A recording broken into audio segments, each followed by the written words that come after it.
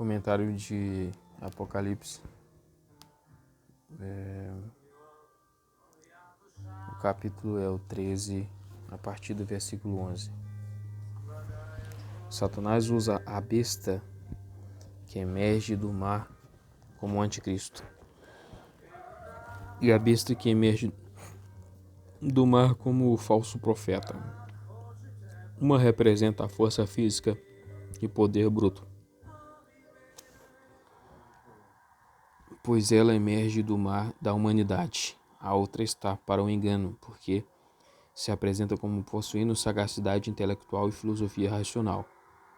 Uma ataca a parte externa de um ser humano, isto é, o corpo físico, com destruição e morte. A outra influencia a parte interna de uma pessoa, a saber, a mente. A segunda é ainda mais terrível do que a primeira. Ela é capaz de fazer com que os habitantes da terra adorem a besta que emerge do mar. Ela é um símbolo da falsa religião e da filosofia enganosa. Esses versículos claramente exibem o desígnio de Satanás de imitar a Cristo. A paródia é evidente. Em todos os próximos versículos, a menção de um cordeiro, a concessão de toda autoridade, o culto à besta, a ferida fatal que foi curada, a marca na fronte e o nome da besta. Número 1. Paródia de Cristo. 11. E vi outra besta emergindo da terra, e tinha 2 chifres como um cordeiro e falava como um dragão. Letra A. E vi outra besta emergindo da terra. A segunda besta não emerge do mar de pessoas como símbolo de força bruta, mas emerge da terra em contraste com o céu. Esta besta se põe em direta oposição a tudo o que procede do céu e é destituída de tudo o que é celestial. Ela é, portanto, a agregação do pecado que vai da terra ao céu, e como o falso profeta é mencionado 3 vezes no Apocalipse, ele personifica as filosofias seculares, isto é, as teorias profanas de conhecimento que influenciam o pensamento e as ações das massas. Seu propósito é pôr todo mundo contra Deus e seu Cristo, contra a revelação e o povo. Em suma, seu alvo é ser vitorioso neste empreendimento, mas que na realidade, como o Apocalipse revela, Cristo é o vitorioso e ele o vencido. Letra B. E tinha 2 chifres como um cordeiro. Uma vez mais, João recorre à profecia de Daniel. No Apocalipse, ele faz alusão a cerca de 27 versículos dessa profecia, entre os quais está o 8:3. E olhei, e diante de mim havia um carneiro com 2 chifres. O cordeiro do gênero masculino aparece com 2 chifres como símbolo de poder e força. Ele não tinha 10 chifres como o dragão, mas apenas 2. O número 2 significa suficiência sobre difundir a mentira e exercer a autoridade no mundo inteiro. A aparição do cordeiro não é uma mera paródia do Cordeiro de Deus. Aparece também como a incorporação da fraude inofensiva, louvável e atraente. É o proverbial punho de aço numa luva de veludo, ou o lobo na pele de ovelha, Mateus 7,15. Essa besta é instigada pelo pai da mentira, João 8,44. C. E falava como dragão. No texto grego, o verbo tinha na sentença anterior e o verbo falava estão no pretérito imperfeito para indicar a continuação de um ato. Ou seja, o cordeiro o tempo todo era visto com os 2 chifres e continuava falando como dragão. O dragão se relaciona com o capítulo anterior, onde é identificado como aquela serpente antiga chamada o diabo e Satanás.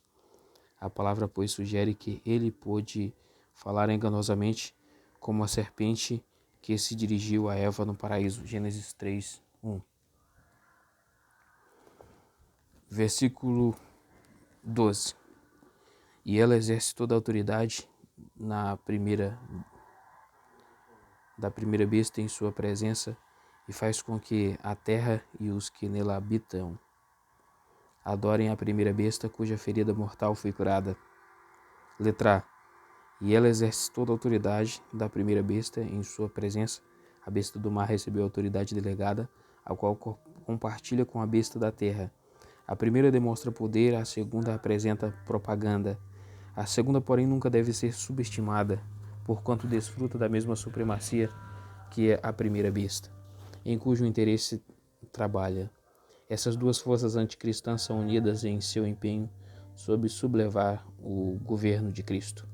Essa poderosa combinação de pensamento e supremacia exerce domínio sobre a face da terra e controla as mentes e corpos de incontáveis milhões de pessoas. A autoridade implica que a besta terrena partilha do poder e do trono que Satanás tornou disponíveis. E assim, estando na própria presença da primeira besta, ela possui forças medonhas à sua disposição para atacar e subverter os seguidores de Cristo.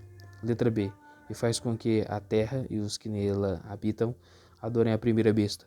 Tudo na face da terra deve servir aos interesses do anticristo. A primeira besta, todas as instituições de comunicação, todos os recursos governamentais e administrativos, todos os recursos educacionais e todo o comércio e indústria devem estar às ordens e disposição do anticristo. Por esta razão, o falso profeta, como porta-voz do anticristo, deve controlar e governar a mente humana.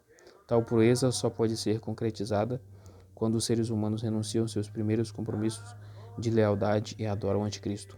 O ato de culto da província da Ásia significava reconhecer o imperador romano como Senhor e Deus.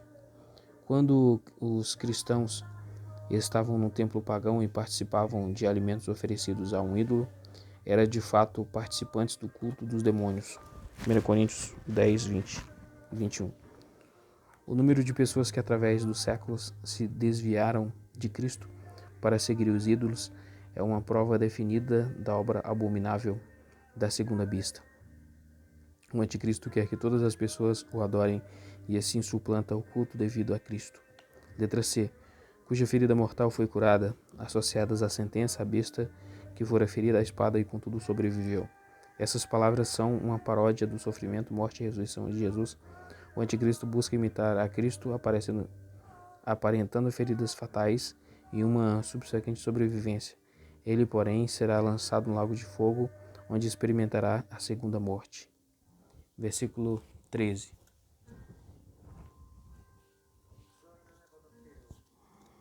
E ela realiza grandes sinais, de modo que até faz descer fogo do céu à terra diante do povo.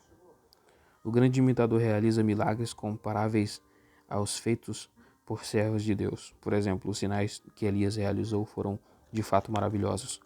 Ele clamou a Deus e fogo do céu, Deus e fogo desceu do céu, queimando o sacrifício e a madeira do altar e suas pedras, inclusive lambendo a água da vala que circundava o altar. 1 Reis 18:38. E ele fez descer fogo do céu para consumir 2 capitães com 50 homens cada um.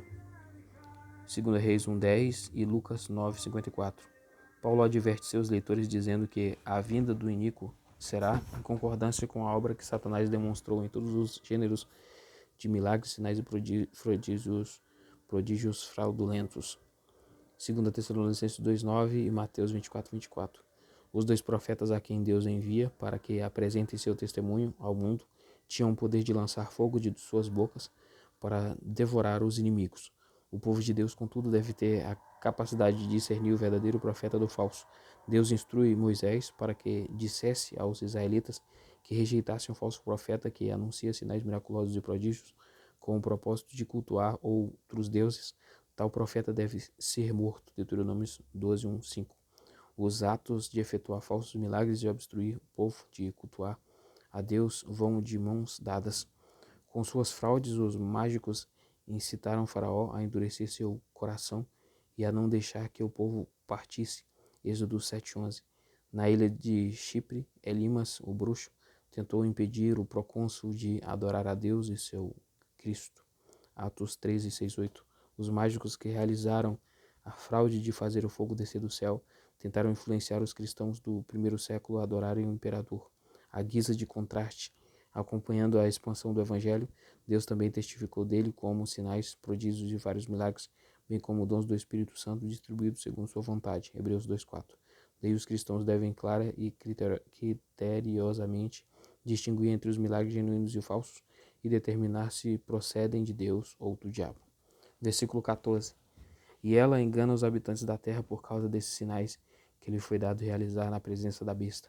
Ela disse aos habitantes da terra que fizessem uma imagem em honra da besta que recebeu o ferimento, a espada e sobreviveu. Para o diabo e seus capangas, a fraude é uma forma de vida. Para eles, esta palavra expressa um complexo abandono da verdade, honestidade, integridade e retidão e honra, enquanto buscam usar as pessoas vivas sobre a terra. A fraude, a frase os habitantes da terra, ocorre pelo menos 10 vezes no Apocalipse, e em cada caso ela se refere às pessoas do mundo. São os incrédulos que são perseguidos e inimigos do povo de Deus, antagonistas que enfrentam o juízo pendente e pessoas cujos nomes não estão escritos no livro da vida. Aquele que comunica à besta da terra, o falso profeta, poder para realizar milagres é a besta do mar, o anticristo, que recebe permissão da parte de Deus para agir assim. João nota que esses sinais devem ser realizados na presença da primeira besta, a qual deseja ser adorada pelas massas do gênero humano. Isso deve ser feito por haver o povo erigido sua imagem, por meio da qual ela reconhece a homenagem dessas massas. Ao longo dos séculos, imagens de um gênero ou outro têm sido erguidas e pessoas têm adorado e se curvado diante delas. Incluem a imagem de ouro de Nabucodonosor, o altar de Zeus, feito por Antíoco Epifânio no Templo de Jerusalém, a tentativa de Calígula de ter sua estátua colocada neste mesmo templo, a estátua de Domiciano no Templo de Éfeso, a suástica de Hitler na Alemanha nazista e o martelo e a foice da primeira União Soviética.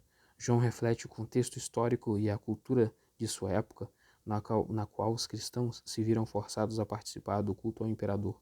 A presença saturante de templos e estátuas dedicadas aos imperadores romanos era algo esmagador para os seguidores de Cristo na província da Ásia. Só a verdadeira fé em Cristo poderia guardá-los de sucumbir a esta pressão. A influência da besta não deve ser limitada ao fim do primeiro século, porque sua autoridade é mundial, aparece em numerosas formas e dura até a consumação. João escreve que a besta fora ferida à espada, mas que voltou à vida. Ainda quando muitos estudiosos veem neste versículo uma alusão à lenda de Nero, que recobrou a vida, o contexto deste capítulo ensina que o reinado do anticristo inclui todas as eras. O espírito do anticristo sofre um golpe mortal, porém retorna à vida. Uma vez mais, esta descrição da besta que volta com vigor renovado é uma caricatura da ressurreição de Cristo. Entretanto, não há comparação. O anticristo vive para destruir a vida por toda parte, enquanto que Cristo vive para comunicar a vida eterna a todos os seus seguidores. Versículo 15. Ele foi dado poder para comunicar fôlego à imagem da besta, de modo que a imagem da besta podia falar e fazer que fossem mortos tantos quantos se recusassem a adorar a imagem da besta. Tanto o texto grego quanto as versões põem em realce o poder da besta que emerge do mar. A besta que emerge da terra, age por trás das cenas sem qualquer menção de sua identidade. É a besta que emerge do mar que recebe toda a atenção. Tudo é feito por sua causa e para benefício dela, pois ela é o espírito do anticristo. Comunicar fôlego à imagem da besta implica animação empreendida por mágico. Além disso, comunicar fôlego é uma imagem é uma paródia de Deus comunicando o fôlego de vida a Adão. Os mágicos do mundo antigo se gabavam de que podiam fazer estátuas falarem e se moverem. Assim, Simão, um mágico, presumivelmente dizia: eu fiz uma estátua mover-se, eu comuniquei fôlego aos objetos inanimados. Deus permite toda a cópia mal feita e dá à besta permissão para que mate os que se recusarem a adorar a imagem da besta. A tela de fundo do Antigo Testamento apresenta o relato dos 3 jovens dentro da fornalha ardente em razão de terem declinado a obediência à ordem de Nabucodonosor e de se prostrarem diante da imagem que ele erigia. Daniel 3:1-11. Deus resgatou esses 3 homens para que exibissem a glória de seu nome. A besta, porém, continua a enviar seus cúmplices com o intuito de forçar alguém a adorar e curvar-se diante dela, e os rebeldes que se recusarem a obedecer são sumariamente mortos. Os cristãos devem obedecer às autoridades enquanto não houver conflito com os ensinos de Cristo. João indiretamente quer dizer que pode chegar um tempo quando o ato de recusa de cometer alta traição contra Cristo será interpretado como a alta traição contra o anticristo. O mero fato de ser um cristão é evidência suficiente para reforçar a pena de morte, e a perseguição do povo de Deus no mundo moderno testifica dessa cruel realidade. O texto não diz que todos os seguidores de Cristo serão mortos, mas que quantos deixarem de adorar poderão ser executados. Nos dias de João, o templo do Sebastói, família de Vespasiano, Tito e Domiciano, era dedicado em Éfeso, e a população local foi forçada a prestar homenagem ao imperador e adorá-lo. Versículo 16. E ela fez que todos pequenos e grandes, ricos e pobres, livres e escravos, recebam uma marca na mão direita ou à sua fronte. Versículo 17. Ninguém podia comprar nem vender, exceto aquele que tivesse a marca, isto é, o nome da besta ou o número de seu nome. Letra A. Categorias. A segunda besta não só executa os que se esquivam de adorar a imagem da primeira besta, mas também obriga todas as categorias de pessoas a receberem uma marca distintiva que os separa dos cristãos. A expressão todos não significa que todo ser humano em particular está incluso, mas antes que pessoas de todas as esferas da vida estão em pauta. Isso é evidente à luz de várias classes que são catalogadas, pequenos e grandes. Na verdade, é um idiomatismo que inclui pessoas de todas as idades ou de todas as condições de vida. Esta expressão ocorre no Apocalipse com frequência. Note que as categorias são apresentadas como opostas: pequenos e grandes, ricos e pobres, livres e escravos. São pessoas de todos os níveis sociais. Letra B. Marca. As explicações para esta palavra oscilam de escravos sendo marcados a pessoas imprimindo uma tatuagem em sua mão direita ou fronte. A história está repleta de relatos de escravos, soldados ou fanáticos sendo marcados ou tatuados. O versículo, contudo, especifica que o propósito para imprimir a marca da besta é para ter condição de comprar ou vender mercadorias. Isso inclui uma categoria muito mais ampla do que o pequeno segmento da população. Alguns estudiosos colocam a sentença do contexto histórico do culto a César, de modo que somente as pessoas que tivessem recebido uma marca impressa em seu punho ou fronte podiam entrar no mercado. A dificuldade com esta interpretação é que os historiadores romanos nada registram acerca de tal prática no Império. Se entendermos, alguns estudiosos colocam a sentença do contexto histórico do culto a César, de modo que somente as pessoas que tivessem recebido uma marca impressa em seu punho ou fronte poderia entrar no mercado. Então, alguns estudiosos colocam a sentença do contexto histórico do culto a César. Então, é o contexto histórico do culto a César. Alguns estudiosos colocam essa sentença, né? A dificuldade com esta interpretação é que os historiadores romanos nada registraram acerca de tal prática no Império. Se entendermos João a escrever não para um momento particular do tempo, enquanto reflete sobre um incidente local, mas para a Igreja Universal de todas as eras e lugares, então precisamos interpretar este versículo mais amplamente. Primeiro, notemos bem que a palavra marca aparece várias vezes no Apocalipse. João a menciona em 14:9. Se alguém adora a besta e sua imagem, recebe a marca em sua fronte e em sua mão. E em 14:11 ele escreve sobre alguém que recebe a marca de seu nome. Portanto, ter a marca da besta conduz a atos de culto e o porte de seu nome. Ela designa uma pessoa como devota e seguidora genuína da besta. Ela indica uma pessoa que é hostil a Deus, a sua palavra e ao seu povo.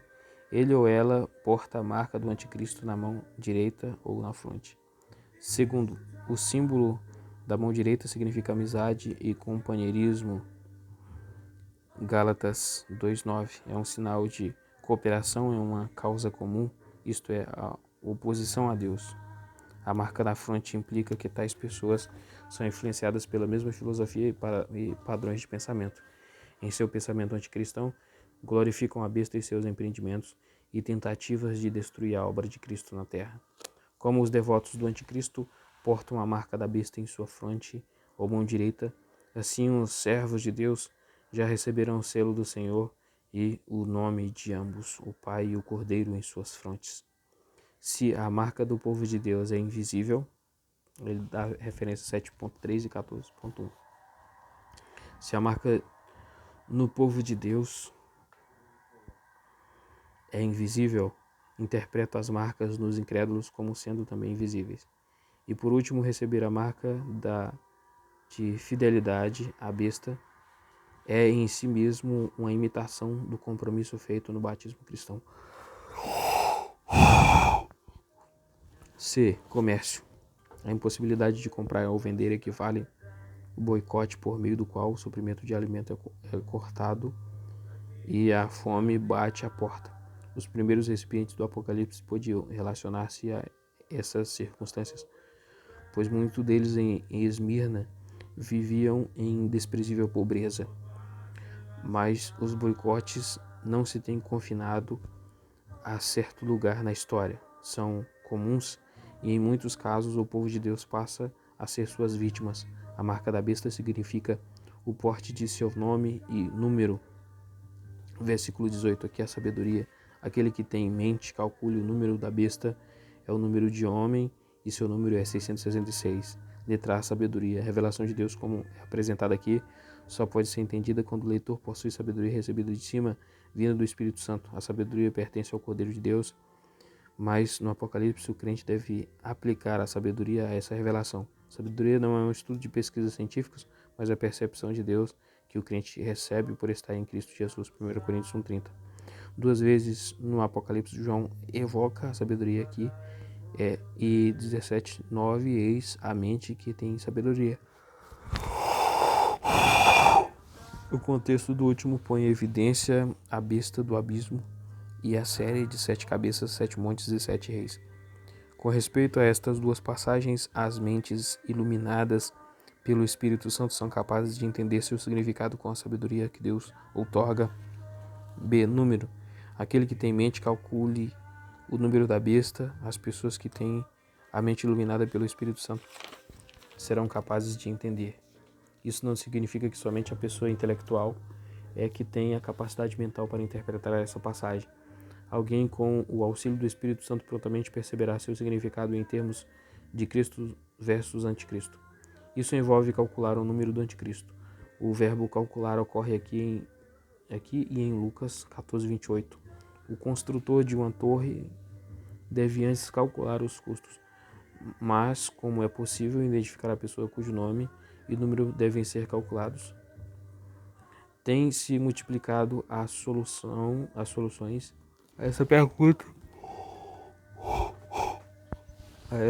pergunta. Desde o tempo dos pais da igreja primitiva até hoje, governantes, papas, causas e itens todos têm sido sugeridos. No segundo século, Irineu chamou a atenção para Tito, provavelmente porque o líder romano destruiu Jerusalém. Porém, esse pai eclesiástico se retraiu de identificá-lo como sendo anticristo. Ele alertou seus leitores para o perigo de falsamente se presumir conhecer o nome do anticristo. Uma interpretação comum aplica o número 666 ao nome do imperador Nero. A interpretação que é favorecida por muitos estudiosos poder-se arrazoar que o nome e número do homem do primeiro século traz a lume uma pessoa com um caráter de má reputação e o nome de Nero o qualificaria.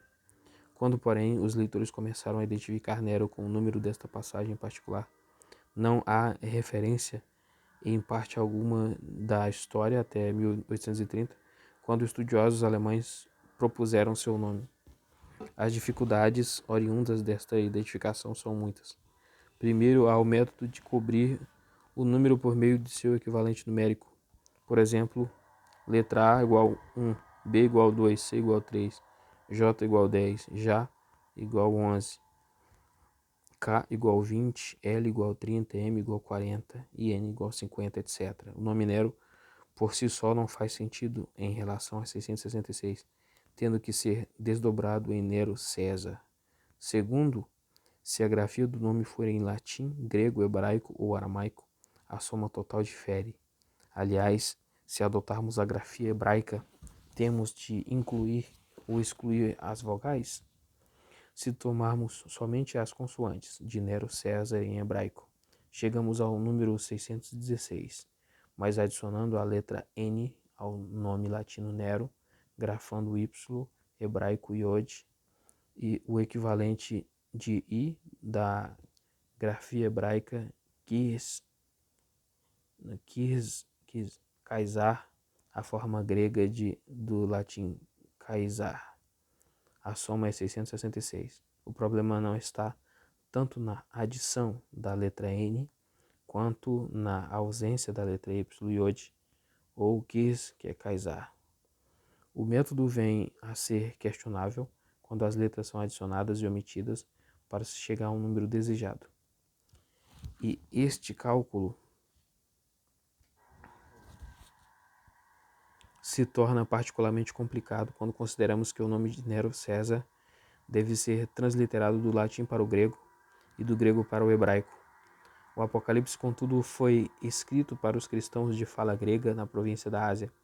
Esses ouvintes prontamente entenderiam que teriam de transliterar o nome do latim via grego para o hebraico ou aramaico, a fim de entender o número 666.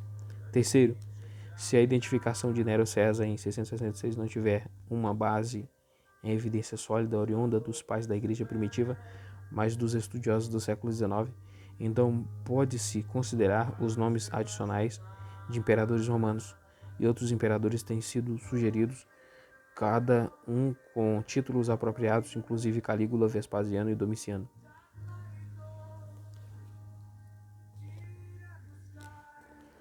Letra C, método. Em vista dessas dificuldades,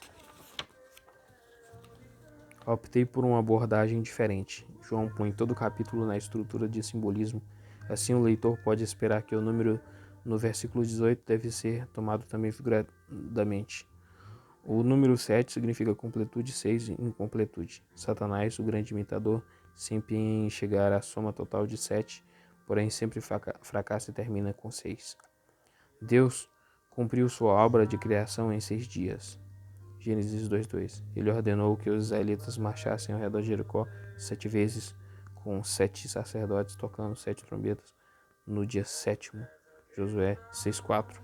E ele decretou que um servo hebreu fosse posto em liberdade no ano 7º. Êxodos 21:2, Deuteronômio 15:12, Jeremias 4:14. Satanás, em contraste, enfrenta derrota e juízo divino.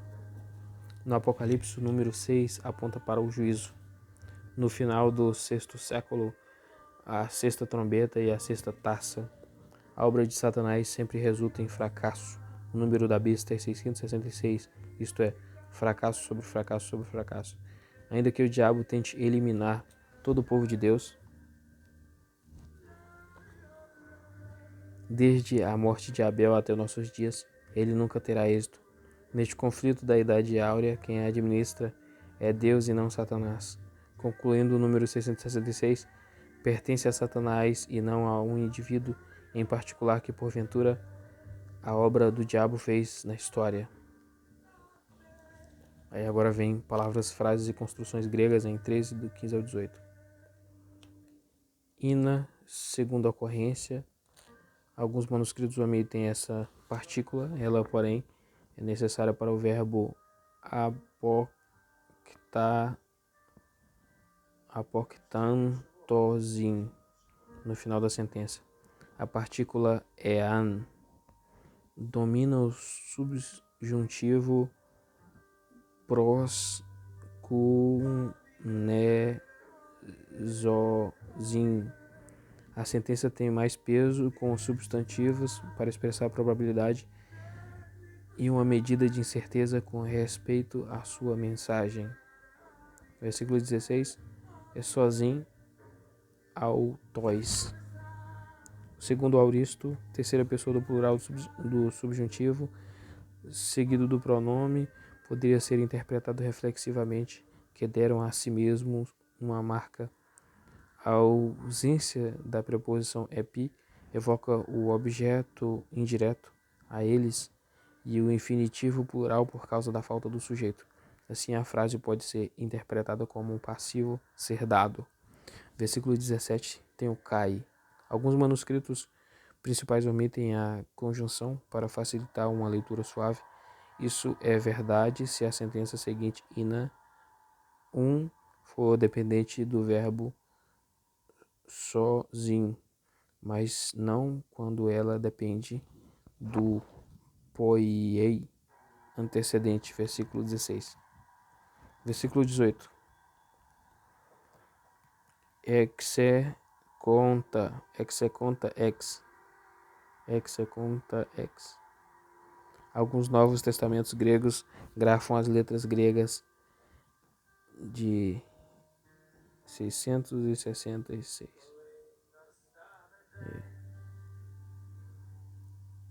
No lugar das palavras escritas que grafam 666, note que a última letra nesta linha não é o sigma final, mas a letra obsoleta estigma, a qual já foi a sexta no alfabeto grego. A leitura variante é xi, no caso, né? Xi, no caso, xi, que é igual a 616, mas Irineu já a rejeitou. Metziger comenta, é provável que a culpa tenha sido intencional, visto que a forma grega Nero Kaiser, escrita em caracteres hebraicos, equivalente a 666, enquanto a forma latina Nero Caesar é equivalente a 616. Então é isso que termina capítulo 13 do comentário de Apocalipse.